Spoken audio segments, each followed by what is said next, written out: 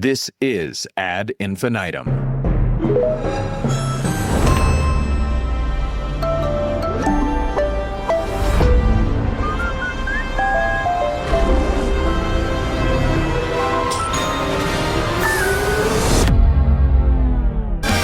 Ad Infinitum is the award-winning podcast solely focused on audio ads, the creatives who make them and/or the latest thinking that informs them, how the space is evolving, and, my favorite part, a roundup of recent audio ads with analysis by yours truly, Stu Redwine, and each episode's guest. This is Season 3, Episode 15 of Ad Infinitum, titled Human Hacks. Today, we've got a returning guest, someone whose work has shaped not just how brands think, but how I think. A man who has done more to make behavioral science useful to marketers than anyone not named Kahneman or Cialdini. And speaking of Cialdini, the godfather of influence himself. I'm going to make him an offer he can't refuse. He said of today's guest's new book, I couldn't put it down. That book is Hacking the Human Mind. I'm holding a copy in my hands right now. And our guest is Richard Schotten. Welcome to the show, Richard. Thank you for having me. It's great to be here. Cheers, Jim. Yeah, great to have you back for sure. We got going right away on a little side quest, so we'll lace that into the show here in a bit. But before we dig in, let me give you chief audio officers, ye mighty chief audio officers who are listening, a little context. Hack used to be an insult. A hack writer, a hack artist, someone who phoned it in, sold out, and mailed it home. Today, a hack is a shortcut, a clever trick, a smarter way to get from intention to action. Old hack, unoriginal, new hack, undeniable. And Richard's book is about hacking the human mind. How do we use behavioral science, secrets of behavioral science behind 17 of the world's best brands to persuade people to take action with the tremendous brands and services that we work on and want to be successful. It really struck me, coming up with the title for this episode, Human Hacks, because so much of the conversation, especially as AI is in the game, owning the game, running the game, is human mediocrity. That's just all I keep thinking of. And it comes from that documentary, The Social Dilemma, where it was like this idea of our fascination and obsession with AI is this idea that AI as the Terminator would overcome human strength. And really, the greater concern, that's a concern, but of equal concern or another concern is AI overcoming human weakness. And as a creative with AI here amongst us, we're like, AI rules everything around me. The human mediocrity, the hacks, myself being a hack, having been a hack, of trying to find the easy way. It's like, that is not an option. You've really got to dig in and do your best to make the absolute best work. And some of that's with the tools, and some of that is about knowing what works and how humans work. And that's where this book, like Richard's previous books, comes into play. So we're going to get into it here in just a bit. We're also going to grade some recent top spenders, courtesy of Magellan AI. Get your free demo at magellan.ai/ad infinitum. So Richard, welcome back. The new book is out. It's exploding. Cialdini can't put it down. Rory Sutherland called it a book for the ages. For the chief audio officers listening, what's the hack behind hacking the human mind? The hack is always easier to work with human nature than against it. And behavioral science is just 130 years of experiments into how you effectively harness human behavior to get people to change. And I would argue this is as relevant a topic for anyone working in marketing. Chief audio officer, pricing specialist, chief marketer. If you're working in marketing, everything you're trying to do is about changing behavior. You want people to buy more of your brand. You want people to switch from a competitor. You want people to pay a premium. They are all questions of behavior change. So why wouldn't you draw on the study of what makes for effective behavior change? Now, I feel like behavioral science is as relevant as you can get. It seems like it. And your opening line was powerful. Obviously, you practice what you preach, working with human nature instead of against it. It's like acceptance. Like human nature works a certain way. Work with it. Don't try to think it works some other way. Yeah. And this, I should stress, doesn't mean the role of a marketer is just taking a behavioral science bias and plonk it down their communications. It's not that straightforward. All behavioral science does is give you these very robust insights into human nature, but they're essentially hypotheses, and they're part of the task. You still need to use your creative nous to get the most out of them. So it's about helping marketers, not replace them, definitely.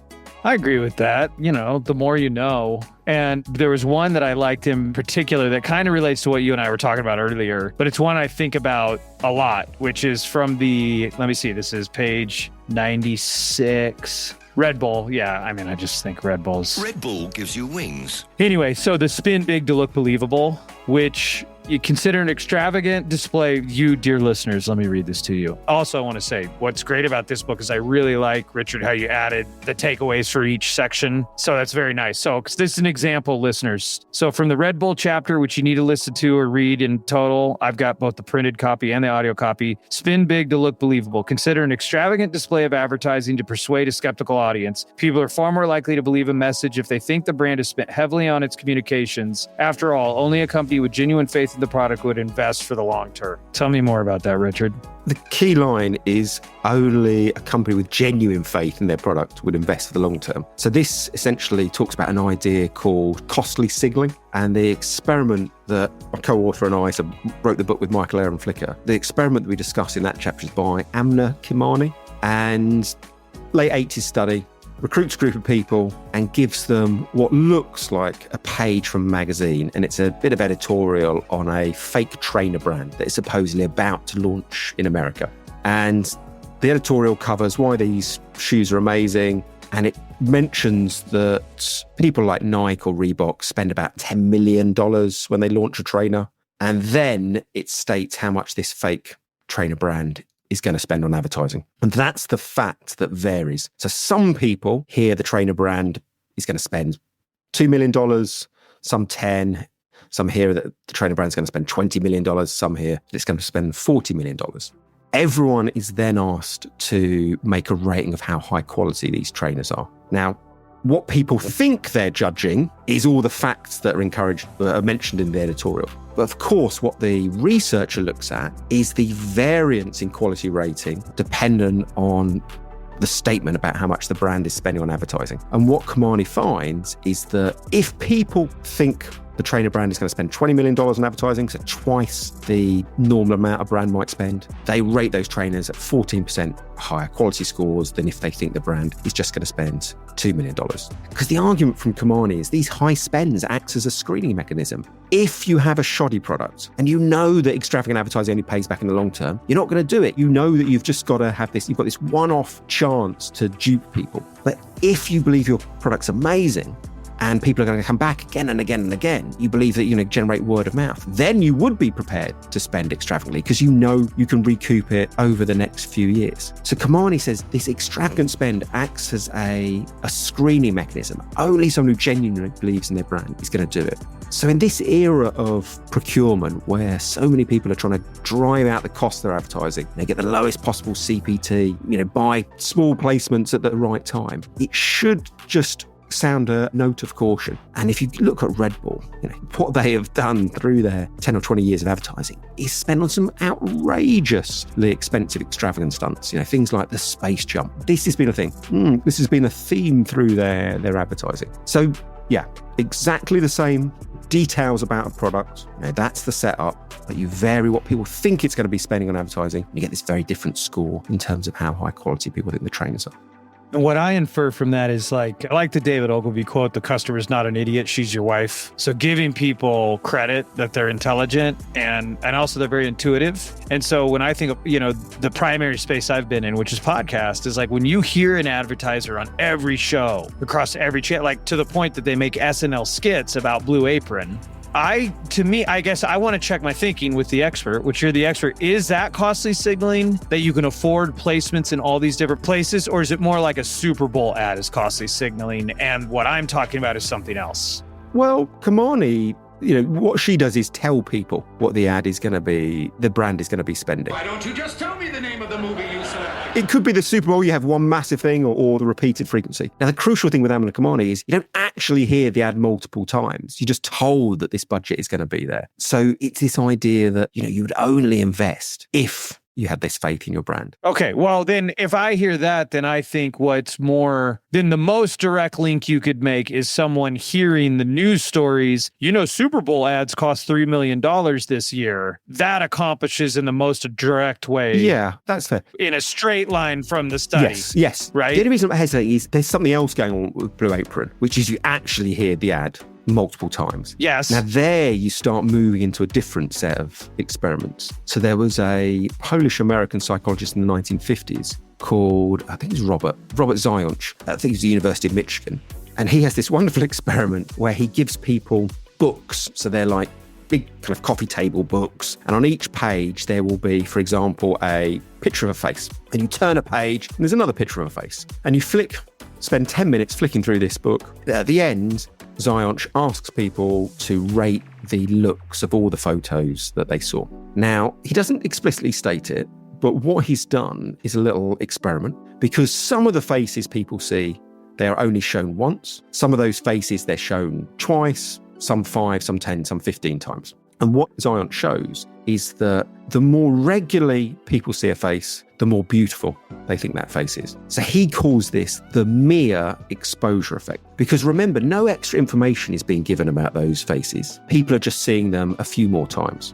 But according to Zając, he says familiarity breeds contentment, not contempt. Now, he argues from an evolutionary perspective, if we repeatedly see a stimulus and it doesn't hurt us or cause us any pain, then we will grow warm to it. You know, we don't need more information about it, but it's this regularity that breeds that warmth. So taking this back to Blue Apron, maybe there's two bits going on. People recognise that it's only reasonably high quality brands that can appear so often. But Zając would say, actually, also, it's this mere exposure effect. It's simply, as people become more familiar with it, even if they learn nothing about it, even if the ad was just saying Blue Apron repeatedly, they would become warmer to it over time. Oh, man, this stuff is like, I need to listen to your book every day. It's incredible. And there are practical implications to it, like especially in Britain. You know, this is where I'm from, so pick me up if there are American differences. But in Britain, the chopping and changing that big brands do. Yeah. The average marketing director lasts about 18 months. They're always changing direction and strapline and creative approach. Zając would say this is crazy. You know, each time you change, you lose some of this familiarity and you have to start again. Now, maybe there are extreme circumstances where you need to do something different. Okay, of course, we've got to be realistic, but you should only change creative direction in the most extreme of circumstances, because you're losing all these benefits of the mere exposure effect. I mean, think about this. The people you love the most. I love you. I love you. I love you. Yes. Their face doesn't change every 6 months. That would terrify you if your wife's face changed every 6 months.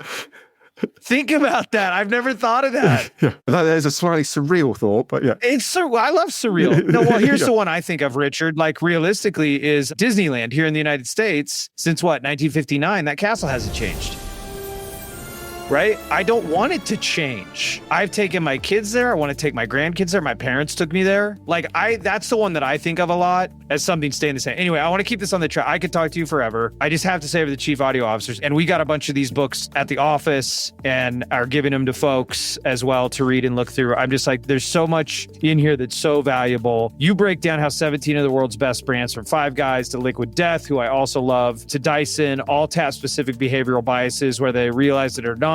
You keep a real cool head every time I've talked to you about this, and I've read all your books. I do want to know, like, what of all of the ones, is there one that has surprised you the most as you've continued to pull apart behavioral science? I think one of the experiments that's most surprising, and I think is super relevant for audio, is concreteness. And it's more because of the scale of the results rather than the underlying point. So the original studies were done back in 1972 by Ian Begg. He was a psychologist at the University of Western Ontario. And really simple study. He reads out 22-word phrases. For those of us with copies of the book, sorry, Richard, sorry to interrupt. This is in the Apple chapter. Thank you. So for you listeners, it's in the Apple chapter. Yeah. Which is fantastic. I can't recommend it enough. And we're going to be talking about concreteness. I'm going to give you a page number as well, everybody. For those of you that want to read along, page 41 in Hacking the Human Mind by Richard Schotten and Michael Aaron Flicker. We need to make sure and they also do a podcast, which is very good. But anyway, you were saying, Richard. So Begg recruits this group of people, reads out 22-word phrases, and then he asks people later on to write down as many of the phrases as they can remember. Now, he doesn't tell people this explicitly, but half of the words he reads out are what he calls concrete phrases. So these are crucially tangible things that you can visualize. like a white horse or a square door. That's a concrete phrase. The other half of the words are what he calls abstract phrases, intangible ideas like subtle fault or impossible amount. And when people come back with their memories later on, what Begg finds is that on average, people remember 9% of the abstractions,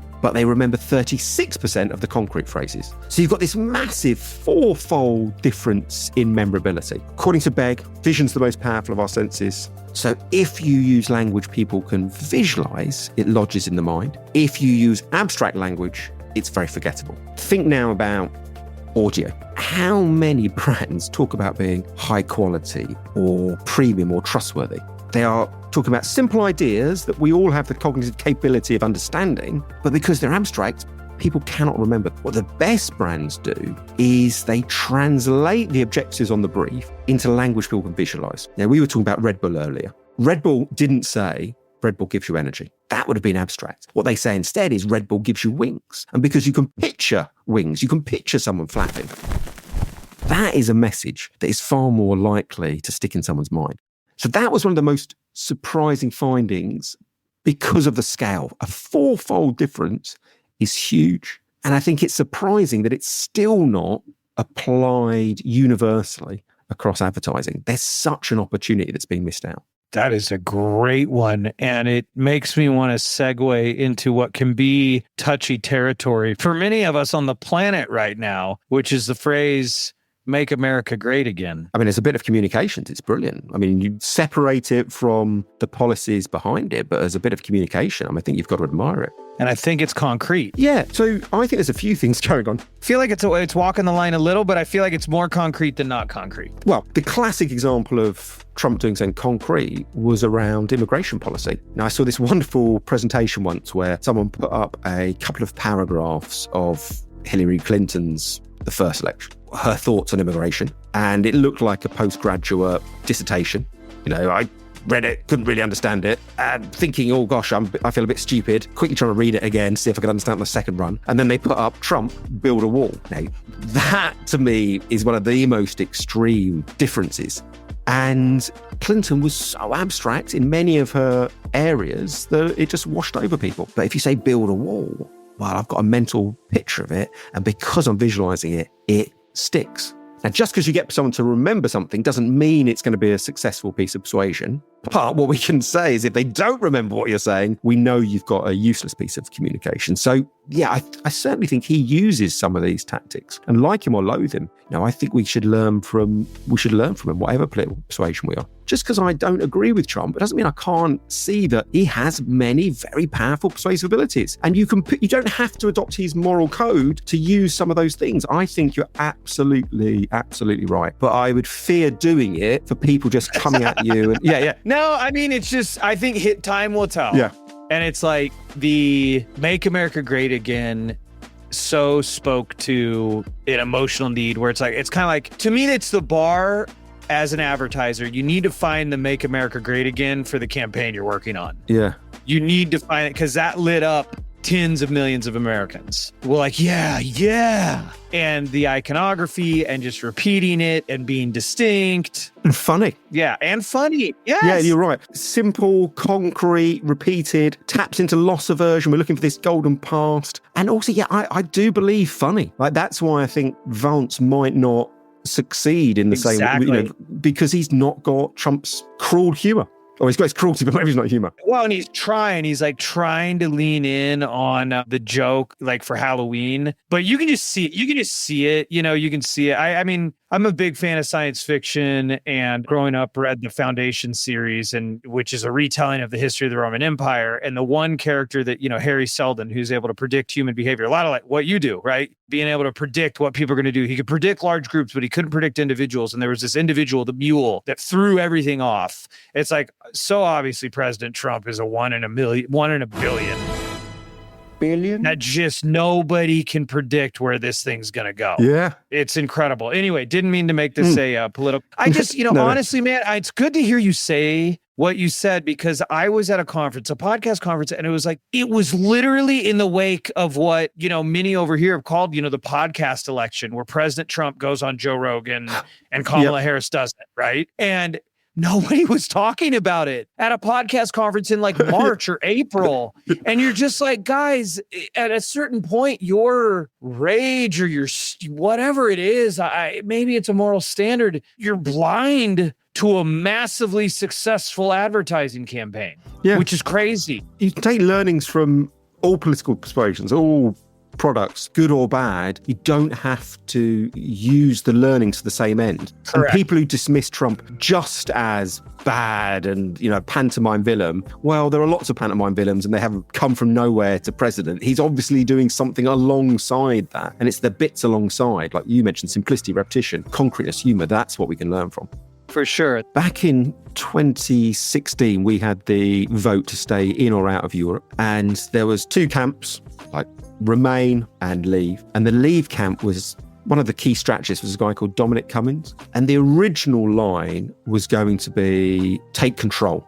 We've supposedly lost kind of sovereignty to the EU. Let's take that control. And Cummings' idea was inserting the word back, take back control, because he argued, and this is a principle in behavioural science, he said, it's much more powerful to position something as being lost and we're regaining it than just an upside. And there are studies going back to probably the mid-70s into this idea of loss aversion, that exactly mathematically the same number, if it's positioned as a loss, affects us more than it's positioned as a gain. I understand sounds very abstract. So an example experiment may make it clear. 1988 study by Elliot Aronson.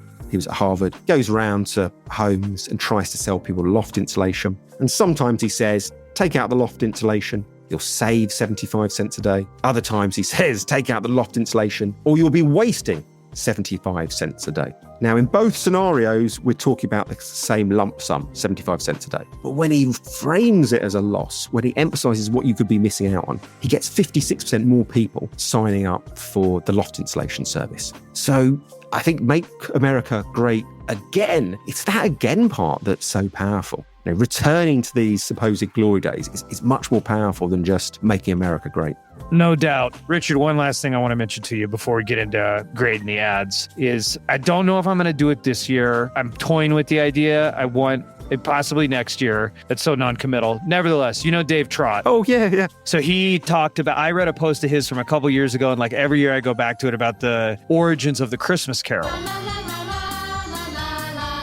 That was they came to Charles Dickens to write this like thing about the plight of the poor man's child. Yeah. And it's an even longer title than that. And then he came back with the Christmas Carol. And it's this idea of storytelling versus rational, blah, blah, blah. So what I want to do is I want to do an advertising Christmas Carol. And the characters that I want to do is the ghost of advertising past is Coca-Cola. The ghost of advertising present is Red Bull. And the ghost of advertising yet to come is Liquid Death. Oh, nice. And then I saw like all of those. I mean, two of those are in here. I don't think you got Coca-Cola in here. No, we don't. Which is understandable. But it's a great ghost of advertising past because I feel like Coca-Cola and modern advertising, at least in the United States of America, for the first, 100 years is almost synonymous. And then we've got Red Bull. I think they do cool stuff. And then, Liquid Death is a skeleton and the ghost of Christmas yet to come is always a skeleton. So what do you think of those three choices? I think that could be very nice. That's very nice. Yeah, love it. And you could play Charles Dickens. Oh, yes, I've got the sideburns.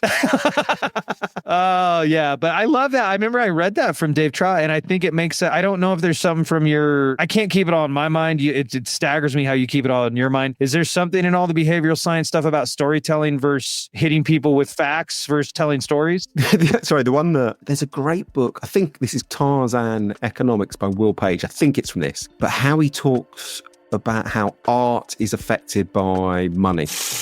And he has all these examples. I think he's mainly focused on music. So he says, look, when the, 1940s, 50s, jukeboxes were essentially controlled by the mafia, there was strong pressure put onto people to do very short songs because the mafia who controlled the jukeboxes wanted to get as much money per hour as possible. He talks about how with Spotify, you get paid after 30 seconds. So if someone stops listening before 30 seconds, the artist gets nothing. Hence the shortening of songs and the death of, the classic rock long intro. Stairway to Heaven would not come out today. Right. And when you were talking about Charles Dickens, the only thing I could think was he's quite famous for his verbosity. And I think he was essentially paid by the word. So all of his novels were serialized. So, he was paid every 1,000 words. So he is a very long-winded man. He's like, I'm going to pull this out. Yeah, this is going to have 9 adjectives when one could do.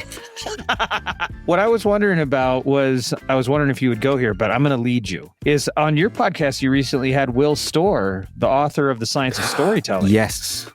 Tell me more about that, because that was very fascinating to me. So Will Storr is absolutely fantastic. If people haven't read it, get The Science of Storytelling. So it's a brilliant book for any copywriter, because rather than just give people suggestions and rules for better writing, he looks at many of the kind of psychological underpinnings of what makes for good writing. So I think, I'm trying to think. Okay, so one of the areas we talked about was the power of simplicity.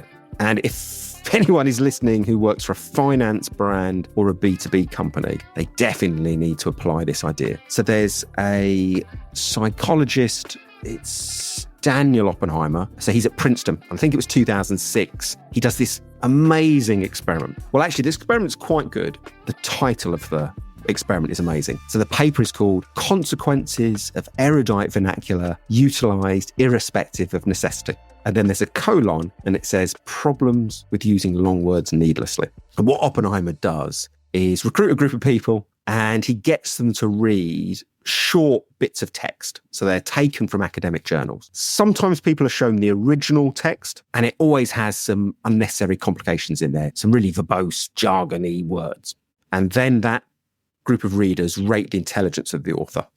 Oppenheimer then gets a new group of people, shows them basically the same text, but he replaces some of those really complex words with simpler alternatives. Now, when that group rate the intelligence of the author, that second group, they rate the author as 13% more intelligent than the original group.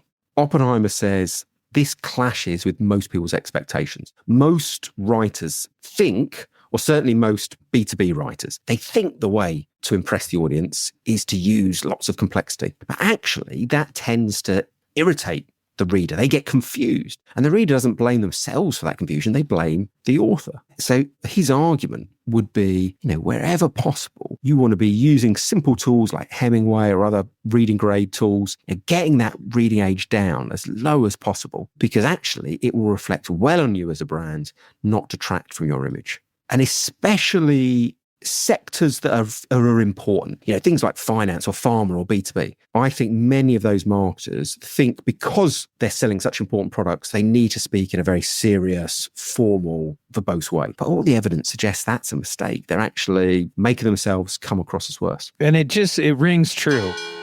Like a lot of this stuff I've found, there's been very few from across all your books, and then most recently Hacking the Human Mind, where I have if I'm honest, I'm like, oh yeah, that feels right, that sounds right. It's very rare that there's one of these that I go, oh, I don't know, like you're trying to make me check my brain at the door and believe something that isn't true, which a lot of times, sometimes I feel like that is stuff that I hear bandied about. It's sort of like, this may seem counterintuitive, or the classic is from Mad Men, where the guy is pitching the death instinct. That's the whole setup. In the very first episode of Mad Men is there's this 20-year-old guy that's into psychology. He's like, the reason people smoke is because they're suicidal. They want to die. They're the death instinct. And Don Draper gets up. He's like, dude, they smoke because they want to be happy, And like your stuff, which I like, is it's an embrace of human nature, Also, that Mad Men story is an interesting one because that kind of death instinct or, maybe some kind of Freudian explanation for smoking, it was often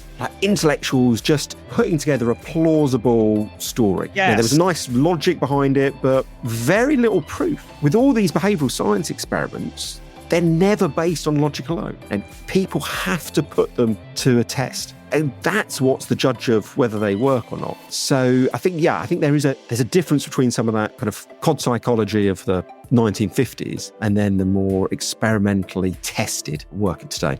Yes, you just said very well what I was using too many words to say. And there are simply too many notes. Behavioral science gives you the proof that you need to go, this isn't just opinion. So with that said, talking about the real thing, I love the real thing. That is like the backbone of Ad Infinitum, is talking about real phenomenon that happened in the real world. Let's listen to some ads from some top spinners. I know I'm asking you to listen to stuff in the United States of America, but if I had $1 for every time somebody talked about the Effie Awards and the IPA and all the studies from England that we base our strategies on over here, I think it's okay. I think we can understand each other. So, hey, I got to tell you, I did an episode with 2 expats that live over here now, but they were from England, and we struck, what was the name of the episode? Put a little English on it. And we, in that episode, struck upon this idea that it's very interesting when you look at the history of broadcasting and advertising in England, the United Kingdom, that it was more tightly controlled. There was less inventory. It was more narrowly focused. Like you had the channel that switched between the week and the weekdays. Radio advertising was not nearly what it was. So it's like the idea that planning came out of the UK made so much more sense to me, because I feel like in the UK, let's say circa 1930 to 2000, maybe a little earlier than 2000, you had to be a lot more thoughtful about how your ad was going to work. Where in the United States, you could just freaking blast it, man.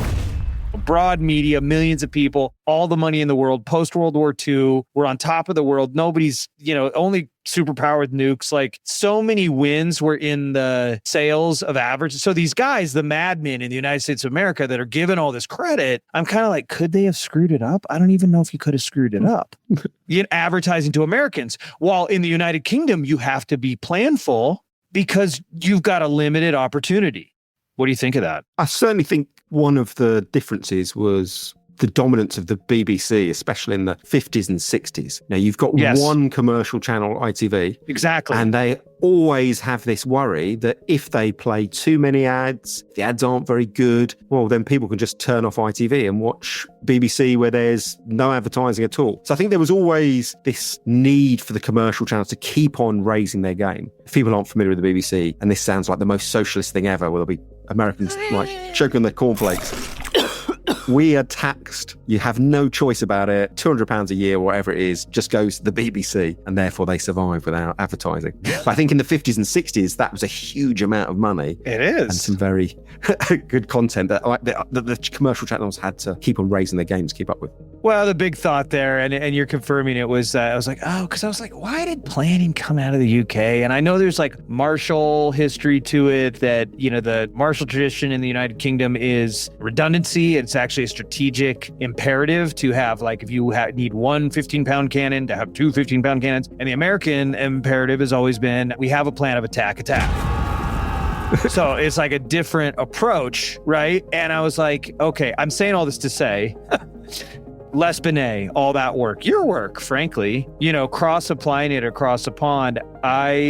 Sometimes I resist it. And then at other times I'm like, human nature is human nature. But do consumers like I have friends in Lagos, Nigeria. Do consumers in Lagos, Nigeria behave different than you in London town and me in Los Angeles? So, of course there are variances, but I think there is more that unites us than divides us. Like a lot of the behavioural science principles, take probably one of the most well-known, social proof.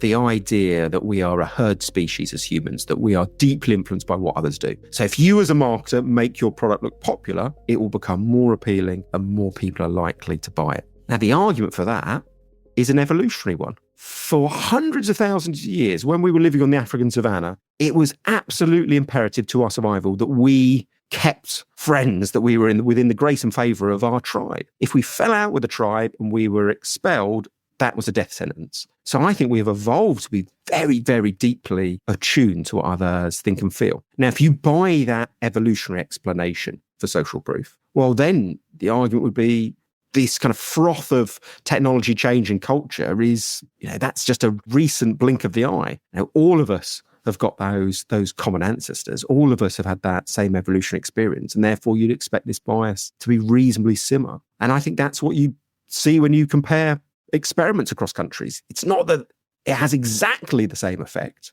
but we're talking about kind of minimal variation of social proof across the world. And maybe a collectivist culture is more affected than an individualistic one, but all groups are affected. I tend to agree. And I think it's like, you see 2 pools of water, and at one pool of water, there's some dead bodies. and at the other pool of water, there's 50 humans cupping water into their mouth. Which one are you going to drink water from? You know, I mean, or a restaurant that has, you go away or abroad or you visit a state you've never been to before, and one restaurant has 100 people queuing up and one doesn't. If you were ever asked what's going to have the best food, you'd say the one with the queue. You're going to go with the one with the more people. It is a sensible rule of thumb. What's interesting, though, is we apply it even when it's perhaps not justified. So if you were to give someone exactly the same product and sometimes say, this has got 100 million users and this one, don't mention any reference to scale, people would tell you the one with 100 million users they'd rate it better, even though they were exactly the same thing. So it's often these rules are generally applicable and generally useful. The thing is, we apply them even in situations where perhaps it's inappropriate. And I think that's the opportunity for the marketer. No question. And I think when all else fails, it's like be as honest and forthright and real as you can, because there's nothing like, just slap that we have 1 million reviews on it, or like whatever, you get into that territory. And I think there's behavioral science principle. I haven't seen much about this in your work, but you could probably do one on the 7 deadly sins. Like if you're dishonest, it blows up in your face. So sorry, I take that one as a given. You can't make up the facts. You'll get away with it for a little while, but sooner or later you get caught, and that's going to take a long, long time to get that trust back. So it has to be truthful. Real. That's a given. Yep. But there will often be a situation where a brand has these social proof stories, but it never conveys them. That's where the opportunity lies. It's amazing to me. So I live in Santa Clarita, California, and the largest grocer in California is Walmart. The reason I know this is this blows me away, man. You walk into Walmart, okay? So you've already made the decision. I am inside Walmart, and they have a massive banner over the produce section that says #1 grocer in California. And I talk about this one a lot for our advertisers, because one of the biggest gaps I see in audio, people will go long in the tooth on entertainment, and then we need to get into grading some real ads here. So people will go long in the tooth on trying to be emotionally engaging and tell a story. And I get the reasons for that, or to create an image in their mind. Often where they go soft is on social proof. We call it substantiation and audiolytics. But to me, the fact that Walmart, who has the money and has the people and I believe Walmart is doing things for a reason. When you walk into their house, they're still going to go, we're the #1 grocer. And you're already there. Yeah. So I think that is a lovely, clear, explicit use of social proof. But if a creative's listening to this and thinking, oh gosh, there's no role for me, where's my opportunity for creativity? Well, you can still use the same principle, but with a bit more flair. So there's a lovely old example. I think it might be 1988, and it was back from the days when Ford Escort was the world's best-selling car. Now, what most brands would have done is just buy big posters and said, world's best-selling car. But what Ford did was buy those same giant posters, but in tiny, tiny font on the poster, they wrote out every single make and model of competitor car. And then over the top, they said, if your car's on the list, Ford Escort outsells it. That is exactly the same principle as Walmart saying #1 grocer in California. But by adding a dash of flair and wit, I think Ford get even more out of that principle. And what's true for social proof is true for every bias we've talked about. The experiments give you an insight into human nature, but when you add your creativity as an advertiser into the mix, that's when you get the biggest impact. That is fantastic. Yeah, I had a thought in here of, using these human hacks so you won't be a human hack. I like that. And I think you just spoke to it. Like, that's the thing. It's like, yeah, look, you can't just the facts, ma'am. Like you could. And the truth is that still checks the box. It's letter of the law, but spirit of the law is like, man, we're alive. Have some fun with it. And to your point, I think the Ford Escort example, that's more distinct. Yes. Yeah. That's more interesting. And that, I know there's behavior, I can't quote them all like you can. Obviously, nobody can quote them like you can, but being distinct has a power just in and of itself. Absolutely. One of the oldest studies in behavioral science is a 1933 study from Hedwig von Restorff, this German psychologist. And the effect is named after it. It's called the von Restorff effect. And it's essentially this argument that we are hardwired to notice what's distinct. One of the best things you can do if you want to be noticed is identify your category conventions and then smash them. And I think Ford did that beautifully. Everyone else would have just said world's biggest. They gave it that little twist, and as you say, it's distinctive and therefore it lodges in the mind. Yeah, you remember it, and Yeah. Okay, let's get into the real deal. Here we go. Enough. Enough is enough. Well, what's kind of nice is this isn't theory. This is practice. And I like that you're making that distinction. And it's worthy of pointing out yet again that with behavioral science, we have it isn't just theory. These are real studies. So let's get into the real thing. Let's take a look at the brands making moves in podcasting. These are recent top movers and shakers. According to Magellan AI, you can get a free demo at magellan.ai/ad infinitum. We're going to jump right in, Richard. The first one's from Procter & Gamble, Tides Pods on laugh lines with Kim and Pin Holderness. Here we go. Did you know Tide has been upgraded to provide an even better clean in cold water? Tide is specifically designed to fight any stain you throw at it, even in cold. Butter? Yep. Chocolate ice cream? Sure thing. Barbecue sauce? Tide's got you covered. You don't need to use warm water. Additionally, Tide Pods let you confidently fight tough stains with new Coldzyme technology. Just remember, if it's gotta be clean, it's gotta be Tide.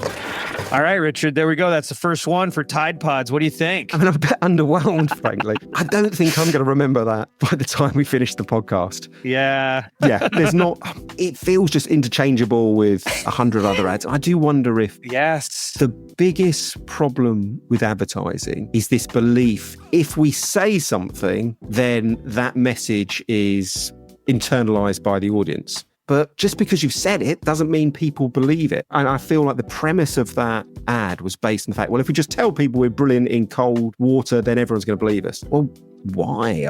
Why would I believe you? Now, every advertiser has a vested interest to spin the truth. So there's this skepticism towards any commercial message. And I don't feel the ad did much to overcome that.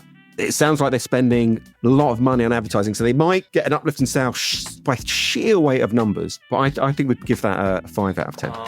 Okay, 5 out of 10. And you bring up a good point on the spend. I made this point on the last episode, and I'll say it again. It's like, I think that there are wins in your favor for human persuasion, in that the audio puts the mind, I'm becoming increasingly convinced that audio puts the mind into this sort of passive receptive state, almost like you could brainwash easier when someone's listening to an audio show that they want. And so you actually can get away with being a hack, so to speak. But to your point, I feel like raise the bar, bro. Like if you raise the bar, let's say this Tide ad is performing at goal. You know what? Let's say it's 1.3% to goal. They're getting 30 cents on every dollar. Maybe they're even getting a dot. Maybe it's 2x to goal. Can you imagine if they actually showed up and made a distinct, awesome ad? It might be 3 or 4x to goal. Yeah, and you're absolutely right. There is a real power in podcast and audio. So there is a psychologist, probably peak of their career, 50s and 60s, Leon Festinger, and he came up with this idea of confirmation bias. So essentially, it's the argument that we don't interpret messages from a communicator neutrally. We interpret what they say through a lens of our feelings for that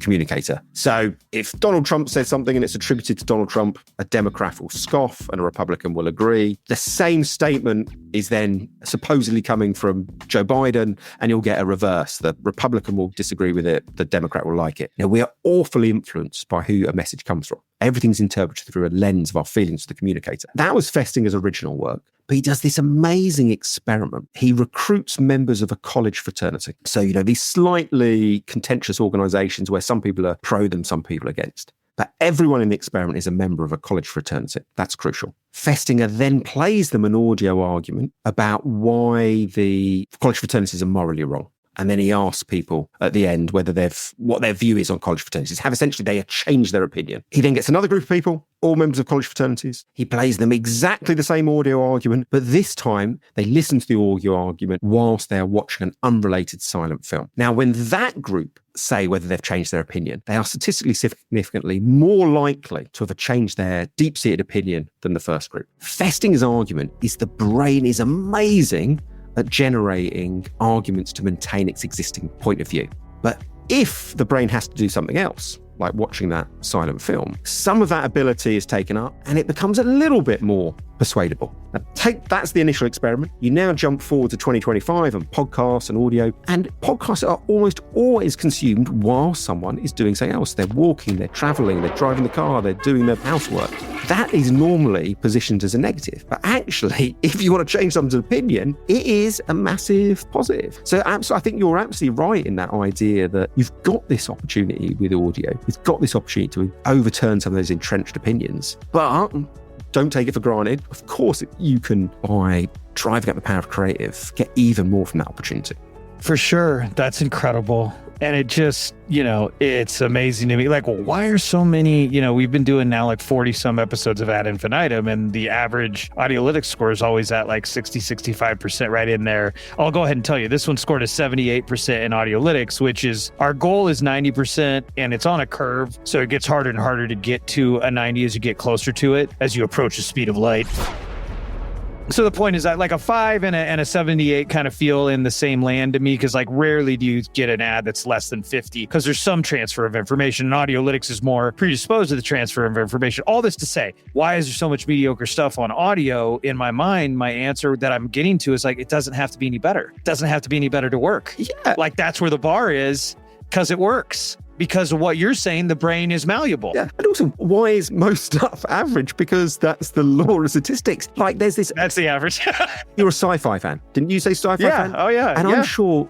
And I don't know much about sci-fi, so I might get this slightly wrong, but I think there was a writer called Sturgeon, and someone said to him, why, that some kind of academic type being dismissive as a genre, and the dismissive interviewer said, well, 90% of sci-fi is rubbish. And Sturgeon said, yeah, it's rubbish, but then 90% of everything is rubbish. That's the point. Creating something brilliant is bloody hard. Getting a 7 or 8 out of 10 is an amazing achievement on the parts of the creative. It's much easier to end up through a committee-like process somewhere slap bang in the middle. So I think that, we should judge it in that context. For sure. Okay, so we've got a baseline. Let's see how IBM showed up on the Favorites Sports Betting podcast. And here we go. If you're waiting for your AI to turn into ROI and wondering how long you have to wait, maybe you need to do more than wait. Any business can use AI. IBM helps you use AI to change how you do business. Let's create smarter business. IBM. Whew.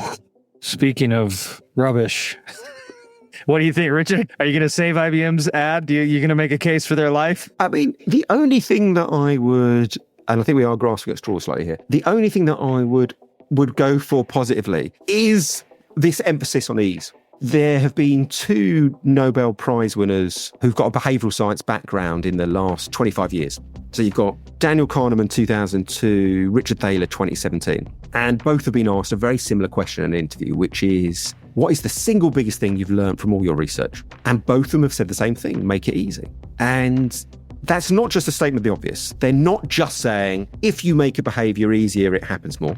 What they argue is that most people have the wrong model of human behaviour in their mind. Most people think the way to change behaviour is to motivate people to want to change, whereas we tend to overestimate the impact of motivation.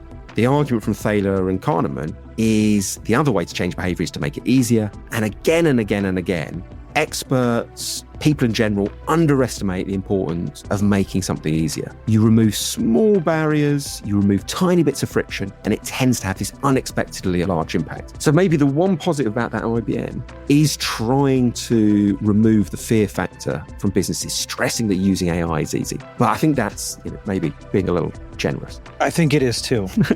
Richard, I think you might be right, but you're saying great stuff all along the way. So the chief audio officers listening are benefiting. Let's go ahead and just do the next 2, and then we can talk about them as a group. Okay. Oh, but first, what would you give IBM on a scale of 1 to 10, on the Richard Schotten scale of 1 to 10? I'm going to give it 6 out of 10, I think, because at least there's that reference towards ease. So yeah, 6 out of 10. Okay, all right. So let's do the next 2. We're going to go back to back. Here's American Beverage Association on Locked On Jayhawks. Rock Chalk Jayhawks, go KU. Here we go. When it comes to what your family eats and drinks, you know your choices matter. You're the expert because you know what fits your life. And getting it right starts with good information. That's why America's beverage companies are sharing more information about our ingredients at goodtoknowfacts.org. No spin, no judgments, just the facts straight from the experts for more than 140 beverage ingredients. Visit goodtoknowfacts.org. Okay, so that is American Beverage Association, and let's listen to the next one real quick, and then we'll talk about them as a group. This is McAfee on Sounds Like a Cult. And now a message from McAfee. I'm not a real kid. And I'm not a real grandpa. We're deep fakes. And we're making it harder to tell what's real online. The good news? McAfee can help. McAfee's scam detector automatically identifies text and email scams and even deepfakes. So if you whippersnappers meet one of us, you'll know. If they're faking it, they're not making it past us. Get award-winning scam detection today. McAfee.com/keepitreal. Okay. I don't normally do this, but obviously that's the winner. Is it for you as well, of the four? I think for the four, at least there's an element of, I think, slight surprise. It's more distinct than the others. They've actually created the deep fake. I think the kid was the more impressive deep fake than the grandpa. Maybe my English ear isn't attuned to accents, but the kid sounded realistic. Yeah, he did. I mean, I liked that. What I felt like it did well is it tied right into like what's up right now. Like I feel like every real world conversation I'm having is somebody going, have you seen the latest Sora video? Like, I'm talking about all ages. Everybody's going, I don't know what's real and what's not real online. So that's why I'm giving that one, just for me, like Stu Redwine points, going like, okay, that's a real thing in society right now. Yeah, and if we go for that principle of concreteness versus abstraction, right, actually creating a deep fake and letting people experience it themselves and how realistic it is, that's far, far closer than slightly abstract discussion of the point. Okay, so what would you give that one out of 10 first? Let's do that. Let's give that one 8 out of 10. Okay, 8 out of 10. All right, and then American Beverage, what do you give that one? I'm a bit cynical about that because I'm imagining is this a kind of trade body for some beverages that probably aren't very good for you, and they're going to tell you the information. I mean, I don't believe information is going to change whether people make healthy choices. There's some amazing studies by people like Bradley Termold, I think he's at Stanford, where he works with the cafeteria for 10, 11 weeks, alternates the labels for the vegetable dishes. So sometimes it'll be something like low and light beetroots. Other times it'll be zingy beetroots in a citrus sauce. So what he does is some weeks he has a label emphasizing the healthiness. Other times he has a label emphasizing the tastiness. And what he shows is each week, when you vary the label, you see this swing of popularity. You get far more people picking those dishes when they focus on taste. I think it's of the order of 41% more sales when you focus on taste over health. And I think the problem here is we think the way to get people to do healthy behaviors is just to give them more information, tell them about the amazing benefits in their body. But actually, just like a lager or a bag of chips or fries, whatever you call them, it's thinking something's going to taste amazing. That's what pushes us to actually buy it, pushes us to actually try it. So I just don't think that American Beverage Association is going to have any impact at all. So I reckon of the four, let's definitely go for the McAfee one. So Ambev, you give it 4.99. I think I went a bit hard on the first one. I feel I've been a bit mean, so I'm feeling quite guilty now. Well, you can revise the Tide Pods one. Do you want to revise your score? No, not that guilty. Here's the question. Is it better than IBM? The only thing I would say is I think creating a really good ad is a phenomenally hard thing. And, yes, what ends up being produced is often not what the copywriters have originally intended. It is something that is, has to go through many, many layers of committee process. So sometimes those interesting edges that make it distinctive are hard to defend when everyone is behaving in this ultra logical, critical way. And then they get slowly diluted by the time they come to air. So, they are all reasonable achievements, but I think, I would go for that McAfee as being the one that has a bit of something around it. Yeah, exactly. And that's not saying much, but I think that's okay. That's why we do this. Something I want to point out is podcasting is quickly becoming what commercial radio became. And you're seeing more and more ads in the ad breaks. For instance, all these that you and I just listened to, not a single one of them was a host that we knew because they didn't self-identify. These are just produced spots that, to your point, are kind of mediocre. Audiolytics lined them up just about the same from a persuasive standpoint. McAfee had a 77%. You gave that an 8 out of 10. IBM had a 69%. You gave it a 6 out of 10. And then they switched Tide Pods and Ambev. They were right near each other. Ambev actually also had a 69, and then Tide Pods had a 73. So you guys kind of alternated. The point is, they're down at the bottom. I think that there's a lot of information that was still communicated, but like we said, this isn't anything anybody's going to play anybody. I doubt anybody that worked on these goes home and goes, let me play for you what I made today. Maybe the McAfee one. Yeah, and my one with the Ambev, it's not the creative, it's the underlying assumption probably on the brief, which is, if we give people information, it will change their behavior. Good point. Well, we've had information about smoking being bad for us for 60 years, that alcohol ruins our livers, that obesity reduces our life expectancy. We haven't got a shortage of information, but what we have is a shortage of behavior change. And I think if you want to encourage healthy behaviors, the things you need to do are more focus on taste, make this thing people want rather than trying to lead them down the information route.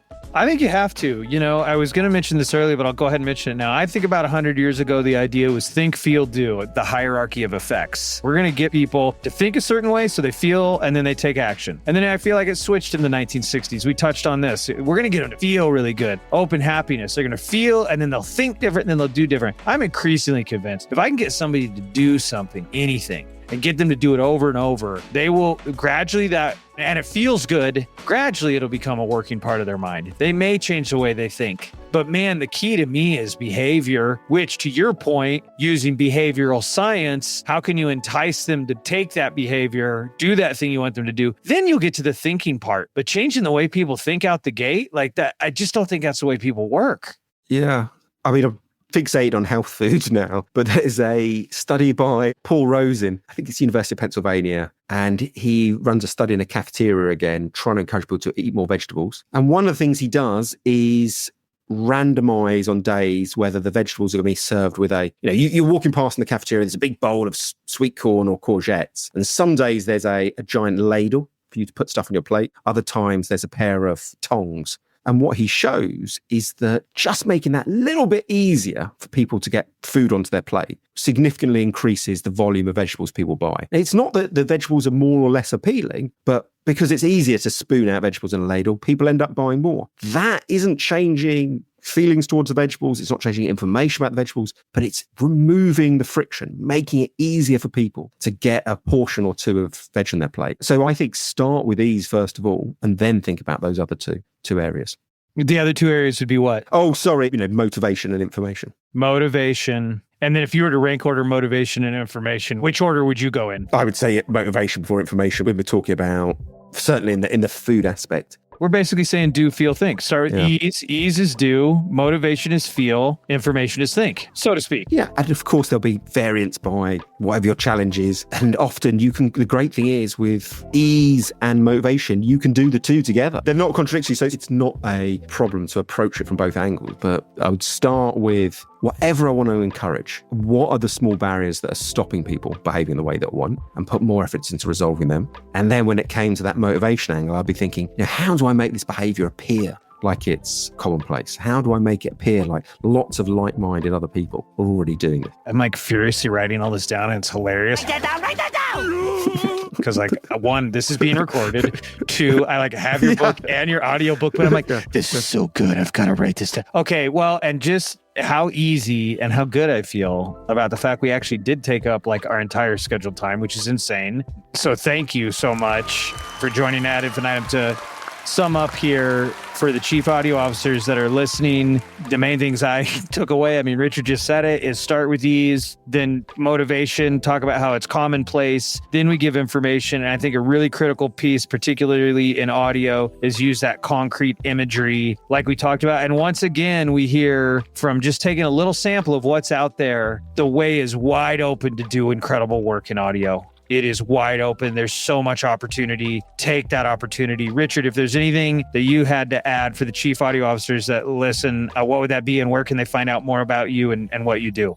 I think the main thing I would say is for any chief audio officer out there, immerse yourself in behavioral science. I mean, this stuff is so practical. You can take a experiment and an insight, test it on your brands, and see if it works yourself. And because you're basing the insight on peer-reviewed, observed experiments, these things tend to be far more influential than other sources. So that would be my plea. And then in terms of getting in contact, people can contact me on LinkedIn. Strongly recommend trying any of the books, Hacking the Human Mind, Choice Factor, Illusion of Choice. And I think if people read those and then they like them, I also do a behavioral science podcast with Michael Aaron Flicker called Behavioral Science for Brands. You've sure made it easy and enjoyable to learn more about behavioral science. Oh, you're a star. Thank you very much. Thank you, Richard, for coming on the show again. Thank you. Thank you. And that's a wrap on another episode of Ad Infinitum. For all you chief audio officers out there, remember, the mind is hackable, but only if you stop trying to convince people and start working with their wiring, accepting human nature for what it is. You can find this episode and all past analysis wherever you get your podcasts. Remember to check out Magellan AI at magellan.ai/ad infinitum to get your free demo. I'm Stu Redwine. Thanks for listening. And remember to have fun making the ads work.